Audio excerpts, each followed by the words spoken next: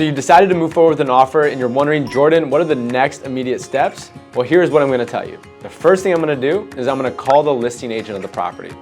As we talked about before, some of those questions that we had that we were asking during the showing, I just want to make one more call over to understand, is there any current interest on this property? Are there any other offers? And just to confirm one more time, actually verbally through the listing agent, what is most important to the seller when it comes to an offer or a contract on their home. So once I understand this information, I will share that with you so that we can understand the emotional side of why the seller is selling and what's most important to them. The second thing is we actually want to understand fair market value and what to actually offer on this property.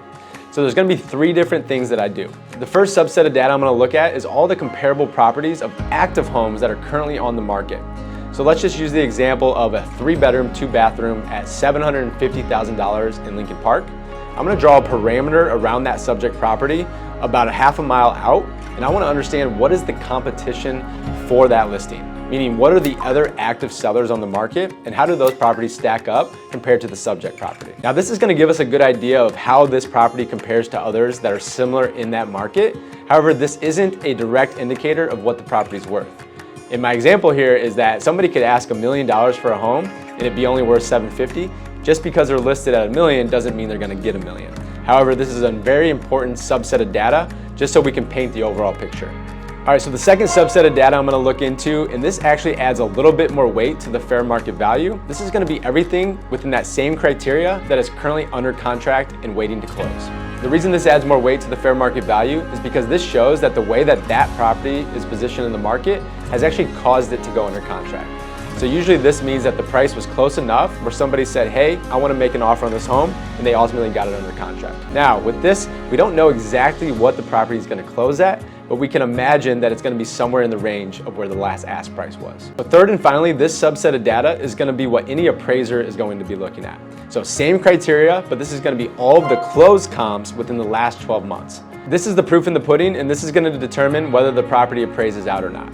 And so within that same criteria, these are all the homes within that last 12 months that have actually closed.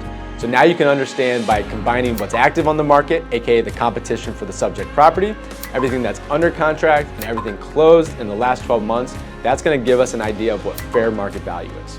So now we understand fair market value. Now we wanna figure out what is our actual strategy based on what we believe fair market value to be. Now this is where we're gonna combine the information that we gathered from the listing agent regarding what's most important to the seller in terms of crafting an offer and what we believe fair market value to be. And so a lot of times people think that only price is the only thing that matters when it comes to making an offer. However, there are a ton of different terms that are within the contract that can make an offer stand out. So we definitely want to come up with a price that is going to catch the seller's attention, but equally as important is the closing date, things like how much earnest money are we putting down, what is the tax reproration agreement going to be, are we taking the property as is, are we waiving any appraisals.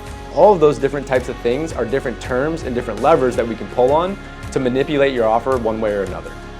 We're gonna talk about what makes the most sense in terms of an initial offer so that we can ultimately land on the price and terms that make the most sense for both you and the seller. Once we agree on this strategy, we're actually going to put together a physical offer, and I'm gonna draft this up through DocuSign. So all you need to do when I send it over is to sign an initial, obviously review it. If you have any questions, this is an opportunity for us to hop on a call and talk through these. And then as soon as we have that signed contract back, we're gonna submit your initial offer. Once we submit the initial offer, any negotiations from that point will actually happen verbally until we come to an agreement or they decide to go with a different offer.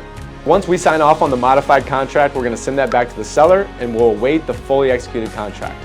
As soon as we have that fully executed contract, that's gonna be known as the date of acceptance, and everything from that point forward will be based off of that date of acceptance.